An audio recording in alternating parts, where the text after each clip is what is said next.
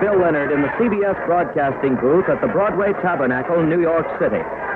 Here at the controversial Women's Rights Convention, now in its second and last day, things are really hot. The weather is hot this evening of September 7th, 1853, and the convention proceedings are sizzling hot, too. Up to this last session, which is scheduled to start in just a few minutes, the business of this convention has been forced to an absolute standstill. All day long, the convention leaders have tried to bring a set of resolutions to a vote. And all day long, the great crowd of spectators thronging the gallery have jeered and they've hissed and they've booed, to such an extent that up to this minute anyway, it's been impossible to take a vote. And that vote, which must be taken tonight or not at all, that vote is crucial to the whole cause of equal rights for women. If the convention succeeds in completing its business, voting on the resolutions, it will be a tremendous step forward. September 7th, 1853, Broadway Tabernacle in New York City. The Women's Rights Convention. You are there. CBS takes you back almost a century to the days of ferment before the Civil War, when for the first time in America the cry was raised to grant equal rights and the vote to women. All things are as they were then, except for one thing. With all the modern facilities of radio present, and CBS newsmen reporting from the scene, You are there. You Are There is based on historical fact and quotation. And now, September 7th, 1853, New York City. CBS broadcasting booth in the Broadway Tabernacle and Bill Leonard. This is the last session of this all-important two-day convention. Tonight's meeting isn't scheduled to begin for a few minutes yet. This great hall, seating over 2,000 people, is just about full now, though. On the floor of the hall, below me here in this broadcasting booth, are seated the official delegates to the convention, mostly women, but some men, about 100 all told, from 9 states and 2 foreign countries. Truly an impressive representation. On the stage to my left, the leaders of the convention are beginning to take their places. I see Susan B. Anthony, there's Lucy Stone, Horace Greeley, and some of the women are wearing the black baggy bloomers, named for their originator, Mrs. Bloomer, that have become the fighting symbol of the whole women's rights movement. Up above is the gallery of this Broadway Tabernacle. That's where the spectators sit. They paid 25 cents each for admission, and they've been having the time of their lives, hooting and jeering. During yesterday's sessions, the crowd seemed good-natured enough, but when it came time earlier today for the convention delegates to vote on the all-important resolutions, which clearly declare that women should have specific equal rights with men, then the mood of the spectators changed. They prevented a vote by drowning out the chairman with a roar that was definitely angry, definitely threatening. Now there seems to be some activity down on the rostrum. Mrs. Mott is... No. Oh, wait a minute. Mrs. Rose is coming forward to call the convention to order. And Mrs. Mott has left the stage. Funny.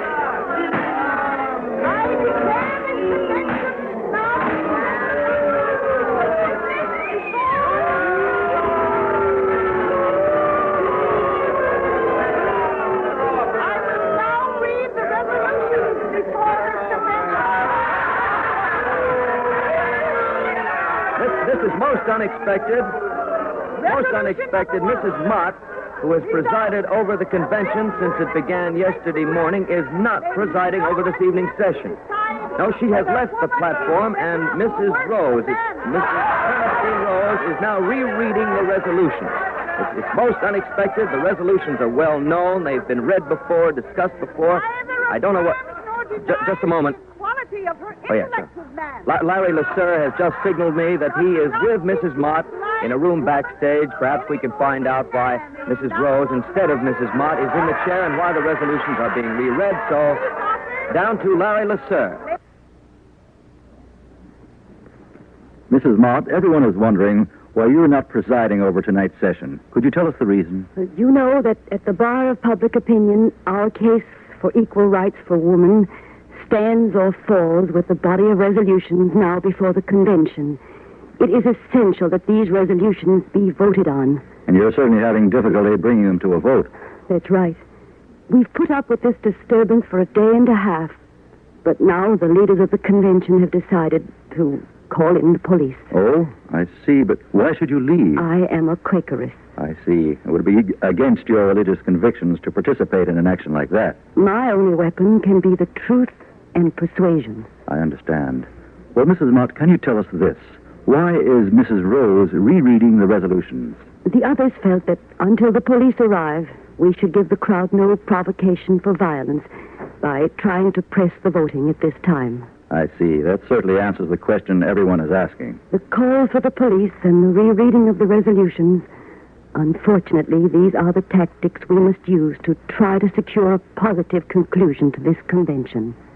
Well, thank you very much, Mrs. Lucretia Mott. And now back to Bill Leonard in the CBS booth overlooking the floor of the Women's Rights Convention. When I was returning... Well, there we have it.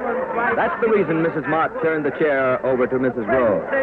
These women's writers are calling for police protection. Looks like a last-ditch attempt to complete their business to vote these resolutions.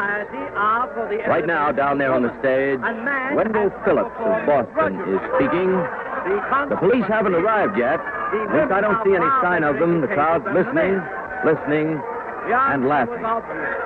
And now, Don Hollenbeck, out in the lobby of the Broadway Tabernacle, tells us that Isaac Cray is just arriving. Mr. Cray is known as one of the most outspoken antagonists of the whole woman's rights movement. So, out to the lobby now, and Don Hollenbeck. Mr. Prey, would you care to give us your opinion of this convention? You've been following the women's rights movement closely for some time now. My opinion is on record. Now, if you... Yes, of course, sir, Mr. Prey. About that Seneca Falls convention 5 years ago when you called it the Woman's Wrong Convention, I remember. Yes. I think you even called the women who organized that convention, you called them socialists. You said they deserved a straitjacket, a term in jail. My opinion seemed to have made quite an impression. Now, if you'll excuse me, Just one moment, please, Mr. Prey, about tonight's session. Do you think the spectators will permit the convention to complete its business? My dear sir, what happens here tonight may well be decisive, may well be a turning point from this movement. That is why I am most anxious to get inside. Now, if you will excuse me. Ladies and gentlemen, that was Isaac Prey, former drama critic on James Gordon Bennett's New York Herald and one of the most outspoken critics of the women's rights movement. And now back to Bill Leonard inside the Broadway Tabernacle. Back in the hall, Mrs. Frances Gage of St. Louis is speaking. You are ready, armed, and equipped to go fight the men. The expression fell heavily on my heart. I have no fight with men. It is the bad laws and customs of society that... There's Isaac Cray coming down the aisle. Oh, and the crowd's giving him quite an ovation. Listen.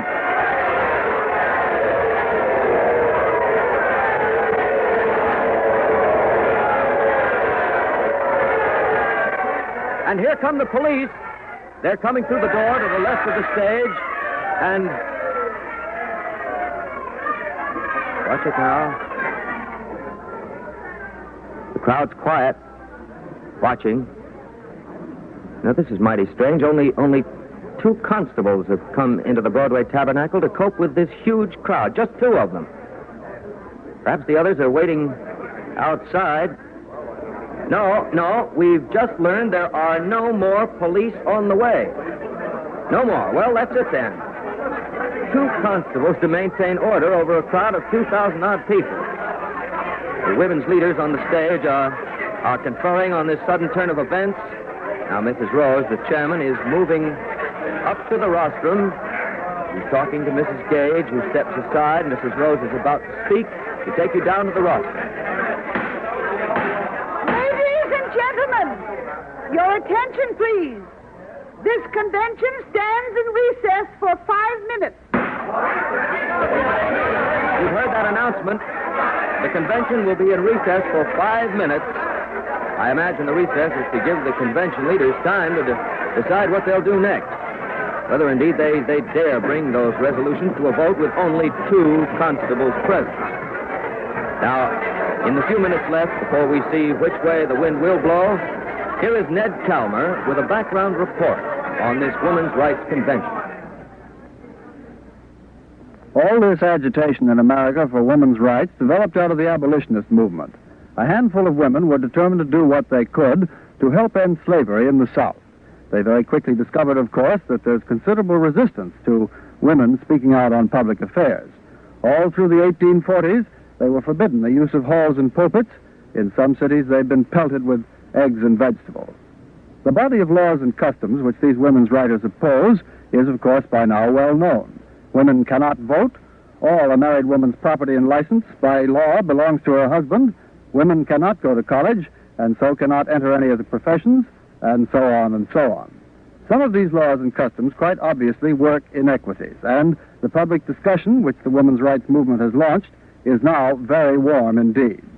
This afternoon, CBS reporter Don Hollenbeck interviewed a few New Yorkers at random on these questions. And here now, by tape recording, is Don Hollenbeck.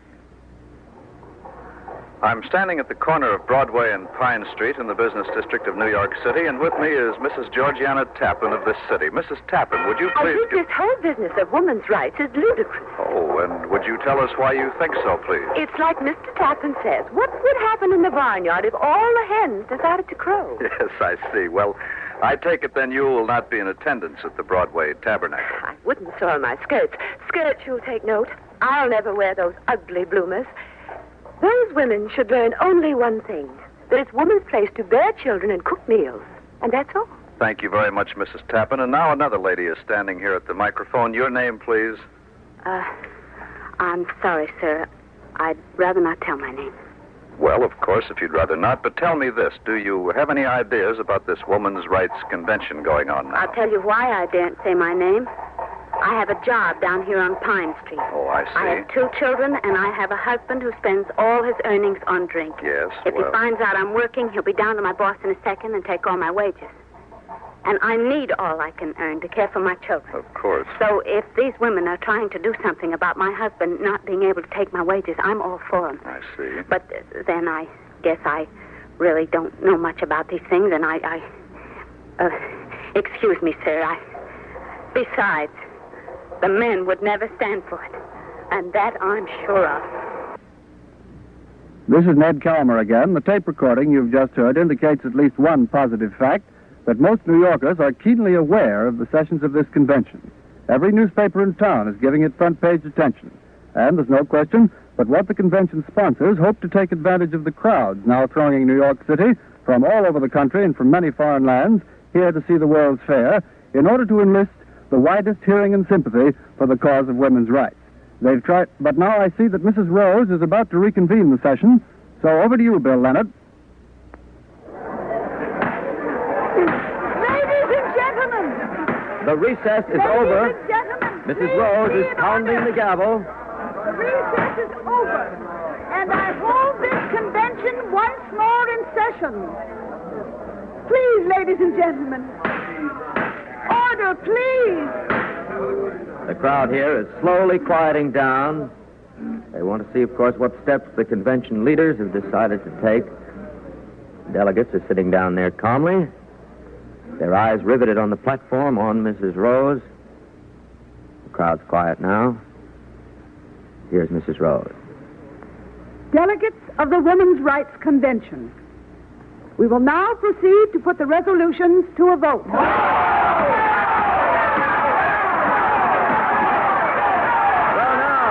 Facts in the fire. It's clear the convention leaders have decided to push the vote right now, come what may, to go ahead in the face of this angry, this threatening crowd. To go ahead without any real police protection, just those 2 constables. Now, just a moment. Mrs. Rose is stepping aside, and Susan B. Anthony is coming forward. She's one of the youngest, most militant of the women's rights leaders. She's standing there holding her hand up and trying to get order. Yes, the crowd is quieting down a little, and she's trying to speak now. Ladies and gentlemen, is there no appeal to your hearts if not to your reason? We have come from great distances to attend this convention. Let us finish our business peaceably.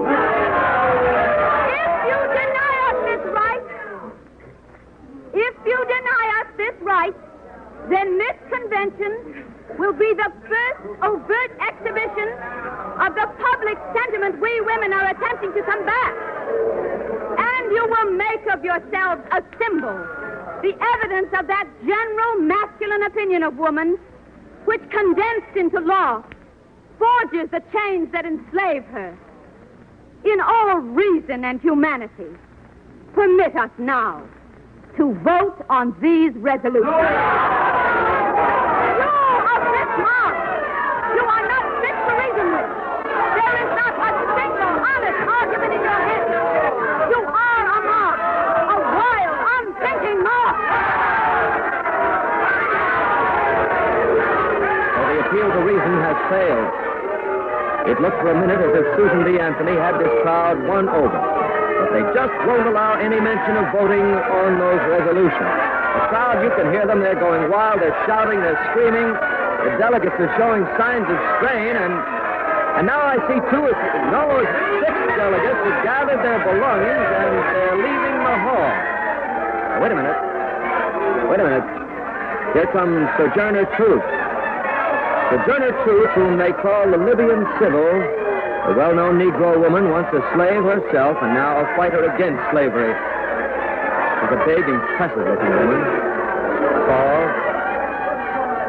and she's just standing there on the platform. She's not moving a muscle, just standing there with great strength, great dignity, waiting for the crowd to quiet down. Sojourner Truth is bringing this crowd to order without saying a single word. Now she's about to speak. I come here tonight because I wanted to tell you why women should have equal rights with men. But now I am here. And now I see what the spirit of this meeting is. Now that you have booed and hissed at me, now that I am here, I see that some of you have the spirit of a goose, and some of you the spirit of a snake. That's right, a snake. Here are women, mothers, asking for their rights, and they don't get them. When she comes to demand them, don't you hear sons hissing their mothers? Because she is asking for her rights. I'm around watching these things. I wanted to tell you a mite about women's rights. But instead, I'm going to sit here. And every once in a while, I will come out and tell you what time of night it is. Well, there's the most amazing turn of events in this amazing women's rights convention. Just as things seem to be getting completely out of hand, Sojourner Truth brought this crowd into line by a sheer dignity of bearing, by her withering contempt for the behavior in the gallery. Here comes Mrs. Rose. Oh, wait, now here's something. A tall man wearing a high silk hat is climbing up onto the platform from the floor of the hall. I don't know who he is, but there's nothing... Just a minute, boys. To keep him from Down, speaking, boys. Give me a he's addressing chance to the crowd. speak my mind. My name is Root, Dr. H.K. Root of New York City. Now, a lot of these women's rights females have been calling us names. Miss Anthony says we're a wild, unthinking mob. She says we don't have any good reasons for stopping them here tonight.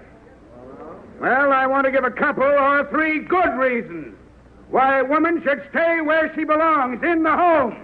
Seen but not heard, if that's possible.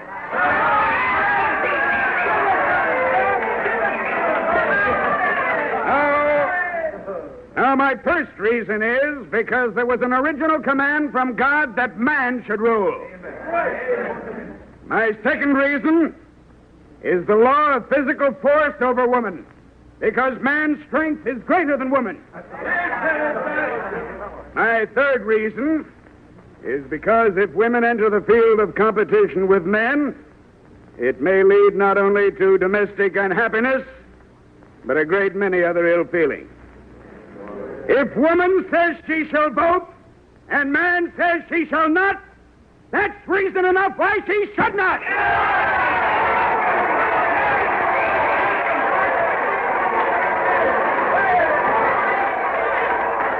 But let me tell you this. These women know what they're doing. This set of resolutions, that's only the first step.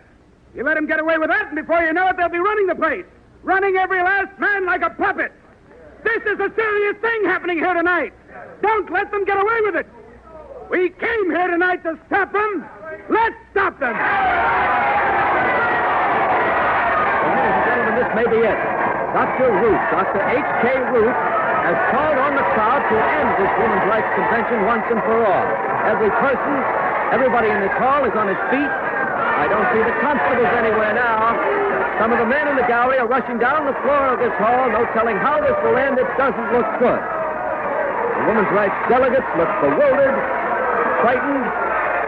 And now Isaac Clay is mounting the platform. Isaac Clay, the man noted for his attacks on the women's rights movement. This could be the final straw. The atmosphere here in Broadway Tabernacle at fever pitch. An incendiary speech from Isaac Clay could bust this place wide open. The crowd's cheering him. Listen to him.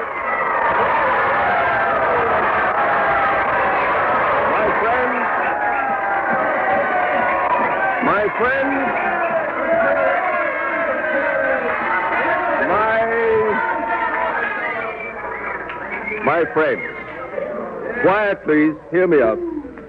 My friends, I believe I am known to many of you here. You know me as a constant opponent of the persons seated on this platform. I have lent my pen to countless articles condemning the women's rights leaders and the women's rights movement.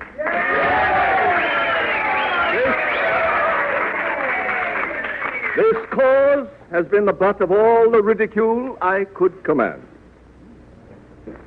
And now I come forward to make all the reparation in my power by thus raising my voice in behalf of these women and their cause.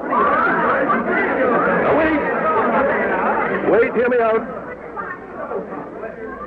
I am not asking endorsement of what these people stand for, but I am convinced of this. These people must have the chance to plead their cause freely, without threats of violence, without ridicule or calumny. How will it be with us if a cause, because it is a minority cause, an unpopular cause, is to be permitted no hearing?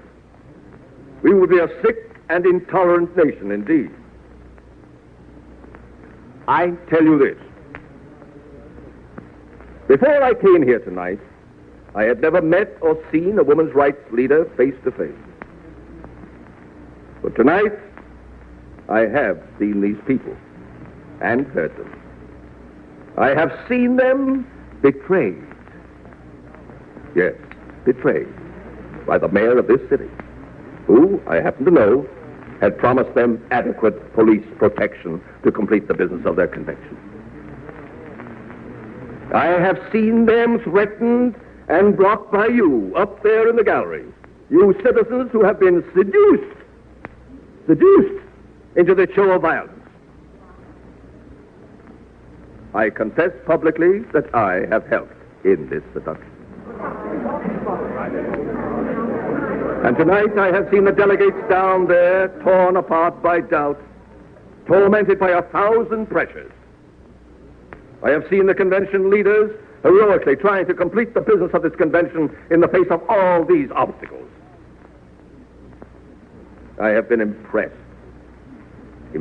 by their sincerity, their dedication, the clarity of their appeal for fair treatment. And I tell you this, these people must be permitted to put their resolutions to a vote. I tell you that this movement is one which you cannot stop. It emanates from the deity himself, whose influence urges this man forward on the path of progress. Isaac Clay has caused a sensation. He's caught the gallery and the convention leaders completely off guard. Isaac Clay, whom everyone expected to light the final match under this powder keg here tonight, Isaac Clay has completely stunned this crowd by insisting that these women be allowed to proceed. People are still standing, watching the platform. Mrs. Rose is walking quickly to the rostrum. Here she is. Ladies and gentlemen, we will proceed to the voting on the resolutions. You all have printed copies of these resolutions, so we will vote by number. Resolution number 1. All those in favor signify by saying aye. Aye. All opposed? Carried. Resolution number 1 is two. passed. All in favor? This is the astonishing climax to this day's astonishing event. All opposed?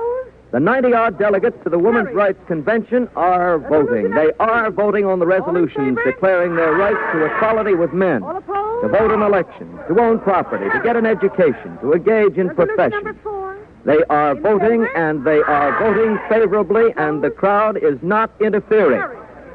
This crowd's been Resolution stunned number into 5. silence by In Isaac favor? Frey's speech. Some of them, as you may be able to hear, are beginning to recover now, Carried. beginning to grumble a little, but Resolution number 6. Clay has definitely In split the favor? opposition. He's turned the tide for the women. Opposed? It's a great victory for the Women's Rights Convention, and in Resolution fact for the number whole 7. women's rights movement, In favor? one that's bound to have far-reaching Opposed? repercussions. Tonight they faced a Carried. mob which at one time seemed ready to do them Resolution number 8. actual violence. They maintained their Those in favor? composure. They held their dignity. They faced the mob of rowdies down. Their Carried. cause has taken a very Resolution big number 9. step. A big step forward. September 7th, 1853, New York City. The cause of equal rights for women gains a great victory. You are there. You've been listening to the Women's Rights Convention in the series You Are There. Today's program was written by Jane and Peter Lyon, directed by Mitchell Grayson, and produced by Sam Abelow. Irving Gitlin was script editor. You Are There is a presentation of the CBS documentary unit under the supervision of Werner Michel. Today's cast included Grace Matthews, Minerva Pius, Ruth York, Leslie Woods, Amanda Randolph, Guy Sorrell, Charles Webster, and Burford Hampton. You Are There is brought to you every fourth Sunday. The next broadcast will be heard 4 weeks from today over most of these same CBS stations.